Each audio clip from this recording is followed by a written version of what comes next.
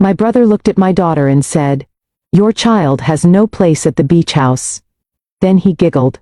My daughter went silent. I said, "No beach house. I'll cancel everything." He froze. Mom whispered, "Are you serious?" I smiled and didn't say anything. It was just the beginning. My brother Marcus looked at my daughter Emma and said those words with a smirk on his face. The words hung in the air like poison. Emma's small hand tightened around mine. She had been so excited about spending the weekend at the beach, talking about building sandcastles for weeks. She'd even packed her favorite bucket and shovel days in advance, asking me every morning if it was time to go yet. "Your child has no place at the beach house," Marcus repeated, louder this time, making sure everyone in the room could hear him clearly. He giggled, that same irritating sound he'd made since we were kids, when he thought he'd won something. "This is a family vacation, real family only." Emma went completely silent. Her big brown eyes started to water, but she tried to hold it back. She looked up at me, confused about why her uncle would say something so cruel. My mother stood in the kitchen doorway, pretending to be busy with her phone. My sister Jennifer sat on the couch, suddenly very interested in her wine glass. Marcus's wife nodded in agreement, adding fuel to the fire. "She's adopted, right?" Marcus continued. "So technically, she's not really part of the bloodline. The beach house has always been for blood relatives only." I felt Emma's hand trembling in mine. She was trying so hard not to cry in front of everyone. That's when something inside me shifted. Not anger. Just clarity. "No beach house then," I said calmly. "I'll cancel everything." Marcus froze, mid-laugh. His smile got stuck on his face, like someone had pressed pause. My mother's head snapped up from her phone. "Are you serious?" she whispered. I smiled and didn't say anything. I pulled out my phone and started typing. "Wait, what do you mean cancel?" Jennifer finally spoke up, her wine glass forgotten. "The reservations," I said simply. "The whole weekend. Consider it canceled." Marcus recovered his composure and laughed again, but it sounded forced this time. "You can't cancel our family vacation. Stop being dramatic." "Watch me," I said. I picked up Emma and headed toward the door. "Hold on," my mother called out. "Let's not be hasty. Marcus was just joking around." "It didn't sound like a joke to Emma," I said. "And I don't think children should be the target of adult cruelty, joke or not." Marcus rolled his eyes. "Oh please, you're really going to make a scene because I stated a fact? The beach house belongs to the family. Real family." "You're absolutely right," I agreed. "It does belong to family." Something in my tone made Jennifer sit up straighter. Marcus's wife whispered something to him, but he brushed her off. "So you understand then," Marcus said. "The beach house is for us. You can still come, obviously. Just maybe find somewhere else for the kid to stay during our vacation." Emma buried her face in my shoulder. I could feel her tears soaking through my shirt. "I understand perfectly," I said. "I'll make the calls right now." My mother stepped closer. "Sweetheart, maybe we should all calm down and discuss this like adults." "There's nothing to discuss, Mom." Marcus made his position clear. "Emma isn't welcome. So nobody's welcome." "That's not what he meant," Jennifer tried to mediate. "He just thinks maybe Emma would be more comfortable somewhere, with other kids. You know how boring the beach house can be for children." "She seemed pretty excited about it until 5 minutes ago," I said. Marcus checked his watch dramatically. "Look, I don't have time for this emotional manipulation. We're supposed to leave tomorrow morning. I've already taken time off work. The kids are packed. You're not going to ruin this family vacation because your feelings got hurt." "My feelings are fine," I said. "But the vacation is definitely canceled." "You can't just cancel it," Marcus insisted. "Who do you think you are?" I didn't answer. Instead, I sent the first message on my phone. Within 30 seconds, my phone rang. I answered it on speaker. "Ms. Peterson, this is Thomas from Coastal Property Management," the voice said. "I just received your message about the reservation. You want to cancel the entire booking for this weekend." "That's correct, Thomas," I said calmly. "Cancel the entire booking effective immediately. All access codes should be deactivated immediately." Tonight, actually. The room went very quiet. Marcus's mouth opened slightly. Jennifer set down her wine glass with a shaky hand. But ma'am, your family has been planning this trip for months, Thomas said, his voice concerned. The property has been blocked off specifically for your guests. Are you absolutely certain about this decision? Completely sure. Deactivate all access codes by tonight. Nobody enters the property this weekend. Understood. I'll process the cancellation right away. The security system will be updated within the hour. I hung up. Marcus stared at me. What was that? The cancellation you didn't think I could make, I said. Wait, Jennifer said slowly. Coastal Property Management. That's the company that manages the beach house. Yes, I confirmed. My mother's face had gone pale. How do you have their number? I have all their numbers, Mom. Direct lines, actually. Marcus shook his head. This doesn't make any sense. Are you saying you called the management company? So what? They don't take orders from you. Actually, they do, I said. They take orders exclusively from me. The silence in the room was profound. What are you talking about? Marcus demanded. I shifted Emma to my other hip. She had stopped crying and was watching the adults with confused interest. The beach house, I said simply. I own it. Jennifer's wine glass slipped from her hand, splashing red wine across the cream carpet. Nobody moved to clean it up.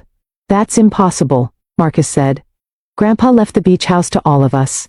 It's been in the family for 40 years. Grandpa left the beach house to me, I corrected. Specifically, 10 years ago. My mother sank into the nearest chair. But we've been using it every summer. We thought it was still in the family trust. It is in the family, I said. My family. I've been letting everyone use it, because I thought we were all family. Apparently, I was wrong about who counts as family.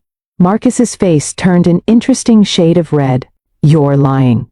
Grandpa would never leave the entire property to just one person. He left it to the grandchild who actually visited him every week for the last 5 years of his life, I said. The one who drove him to doctor's appointments, organized his medications, and made sure he wasn't lonely. That was me, Marcus. You visited him twice in those 5 years. This is insane. Jennifer said, why didn't you tell us? I did tell you. 10 years ago, right after Grandpa's will was read, you said congratulations, and then asked if you could still use the house for your anniversary. I said yes. I've been saying yes ever since. My phone buzzed with a confirmation text from Thomas. The cancellation was complete. So, every summer, Marcus said slowly, every holiday weekend, every family gathering at the beach house, you owned it? Every single one. I confirmed. And you never mentioned it, he said. I mentioned it once. You forgot. Everyone forgot. Because it didn't matter to you who owned it, as long as you had access. Marcus's wife grabbed her purse. We should go. Don't bother, I said. I'm leaving. Emma and I have a beach house to visit. Alone. Now wait just a minute, my mother said.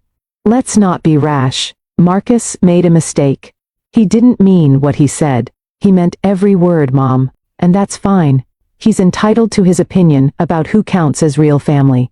But he's not entitled to my property. Jennifer stood up. Come on, this is crazy. You're going to cut off the entire family because Marcus said something stupid. I'm not cutting off anyone, I said. I'm simply withdrawing an invitation that was made very clear it wasn't wanted. Marcus said Emma has no place at the beach house. He was very specific about bloodlines and real family. I'm just honoring his wishes. By banning all of us, Jennifer demanded. By taking my daughter somewhere she's actually welcome, I said. You're all welcome to find your own beach house. I hear there are some nice rentals available. Expensive, especially this close to summer, but available.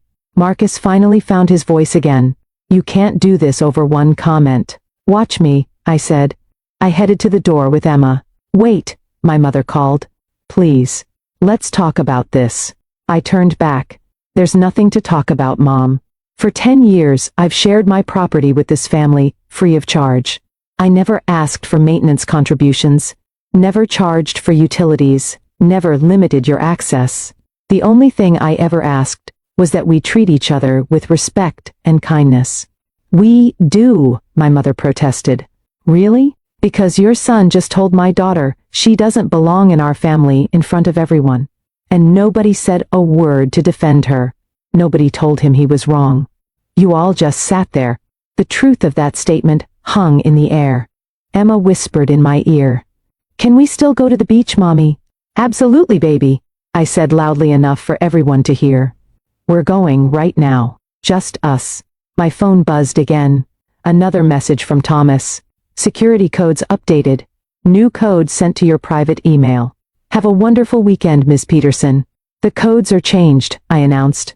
If anyone shows up at the beach house this weekend, the police will be called for trespassing. Thomas is very good at his job.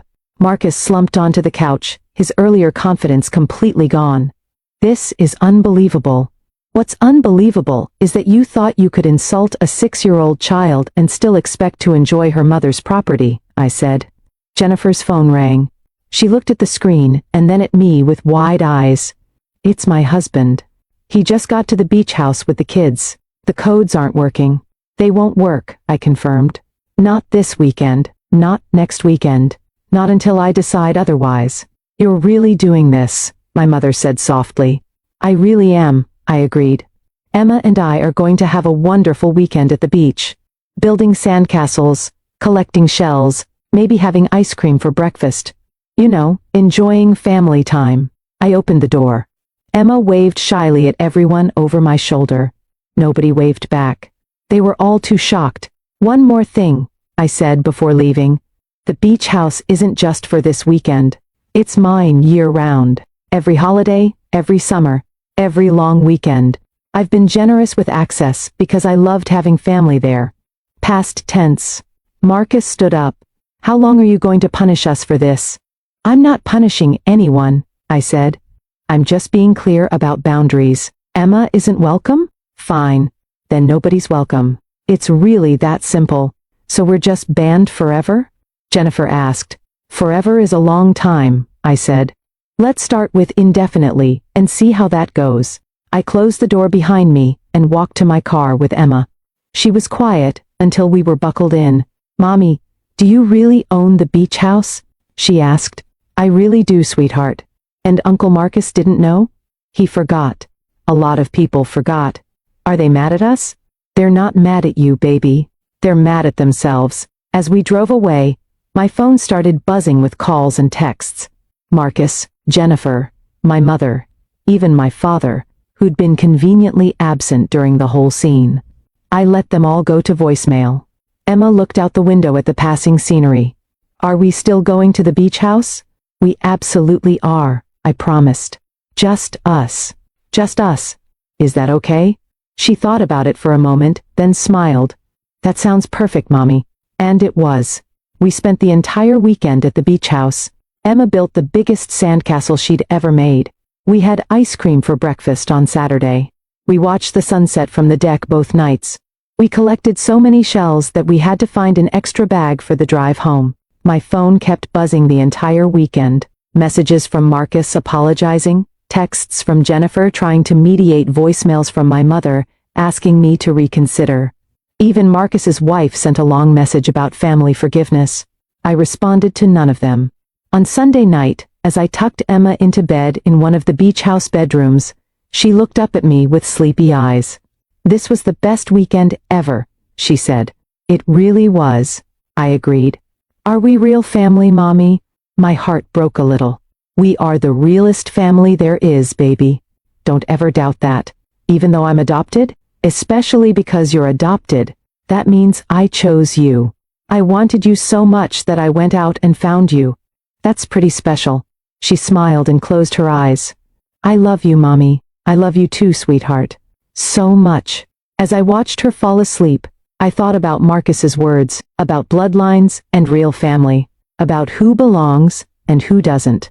Then I thought about the beach house, sitting empty most of the year while I let my family use it whenever they wanted. About all the times I'd said yes without hesitation, about how I'd never mentioned ownership, because it felt petty to remind them. But here's what Marcus and the rest of them forgot. Respect isn't about blood. It's about how you treat people.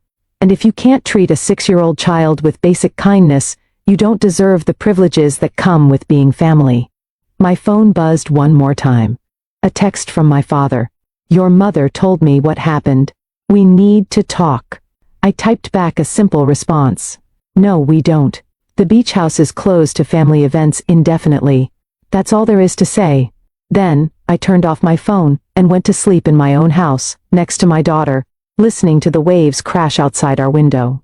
It was just the beginning, Marcus had said with his laughter. He was right about that. It was just the beginning of Emma and me having the beach house all to ourselves. And that suited us just fine.